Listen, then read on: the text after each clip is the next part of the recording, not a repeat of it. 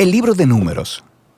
Este cuarto libro de la Biblia continúa la historia de Israel después de su éxodo de la esclavitud en Egipto. Dios los había llevado al monte Sinaí y ahí había hecho un pacto con ellos. Y a pesar de la rebelión de Israel, Dios, en su gracia, proveyó en el tabernáculo una manera en que Israel pudiera vivir cerca de su santa presencia. Así que el libro de Números comienza cuando Israel termina su estadía de 1 año en el monte Sinaí, y ellos se dirigen al desierto en camino a la tierra que Dios le prometió a Abraham.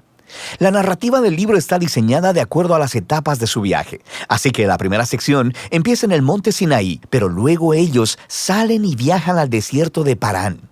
Y luego, después de ahí, viajan a las llanuras de Moab, que están justo frente a la tierra prometida. Ahora, la primera parte inicia con un censo donde el pueblo es contado, y de ahí viene el nombre del libro. Y luego hay leyes sobre cómo las tribus de Israel debían ser acomodadas en el campamento. Así que el tabernáculo debía ir en el centro, y luego, alrededor de él, los sacerdotes y levitas, y alrededor de ellos, las 12 tribus cuidadosamente ordenadas con Judá a la cabeza. Todo esto era un símbolo elaborado sobre cómo la presencia santa de Dios estaba en el centro de su existencia como pueblo. Esto es seguido por toda una serie de leyes que comunicaban las leyes de pureza del libro de Levítico. Si la presencia de Dios iba a estar en medio de ellos, debía hacerse todo el esfuerzo para que el campamento fuera un lugar puro, un lugar que reciba la santidad de Dios. En el capítulo 10, la presencia de Dios se levanta del tabernáculo y guía a Israel lejos del Sinaí, hacia el desierto. E inmediatamente las cosas comienzan a marchar terriblemente mal. En el capítulo 11 el pueblo empieza a quejarse de hambre y sed y empiezan a decir que quieren regresar a Egipto. Luego, en el capítulo 12, incluso el hermano y la hermana de Moisés empiezan a oponerse y a hablar mal de él delante de todo el pueblo. Este viaje no tuvo un buen comienzo. La siguiente sección comienza cuando los israelitas llegan al desierto de Parán, más o menos a la mitad del camino a la tierra prometida. Y Dios le dice a Moisés que envía a los 12 espías, uno por cada tribu, para que puedan reconocer la tierra prometida.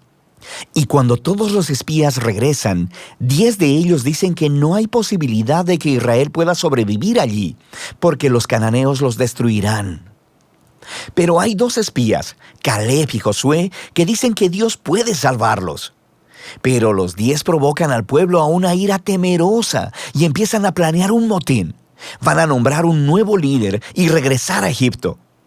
Así que Dios está comprensiblemente molesto y Moisés intercede en favor del pueblo.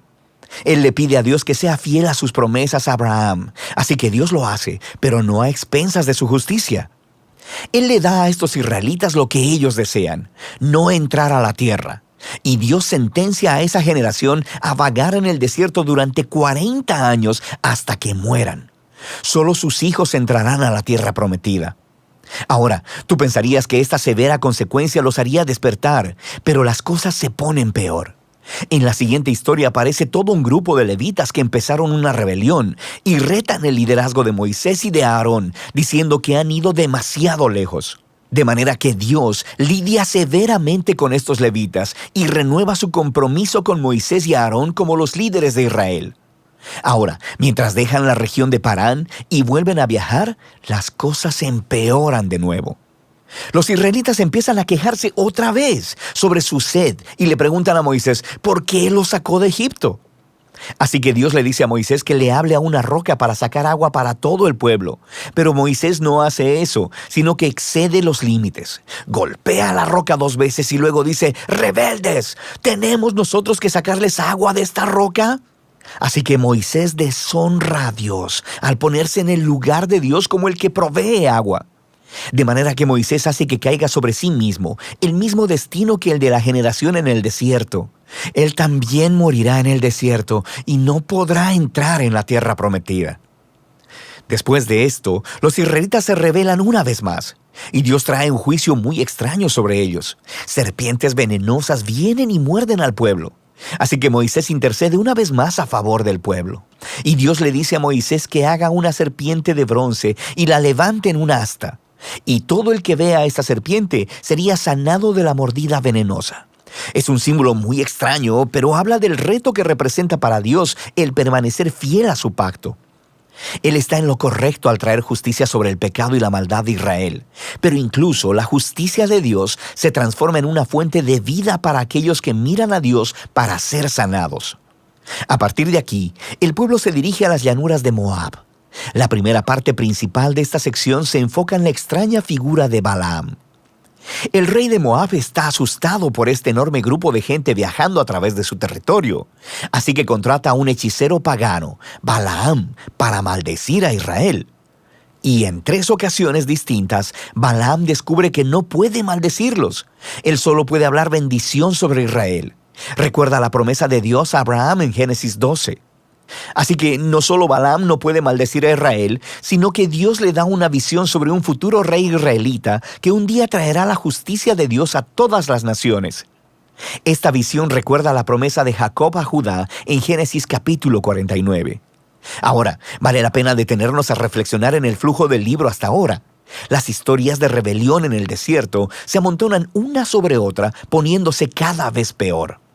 Y aunque Dios trae actos parciales de juicio sobre Israel, también continúa mostrándoles misericordia, proveyendo comida y agua en el camino.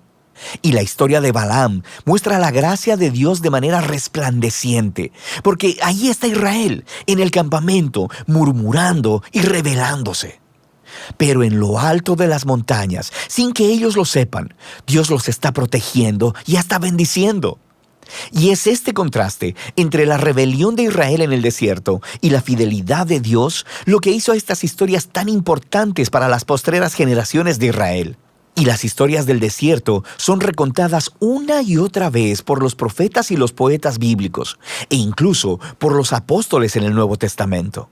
Y estas historias siempre sirven como advertencia, que aunque Dios permanecerá fiel a sus promesas del pacto, Él también permitirá que su pueblo sea parte de Él en rebelión y que enfrente las consecuencias.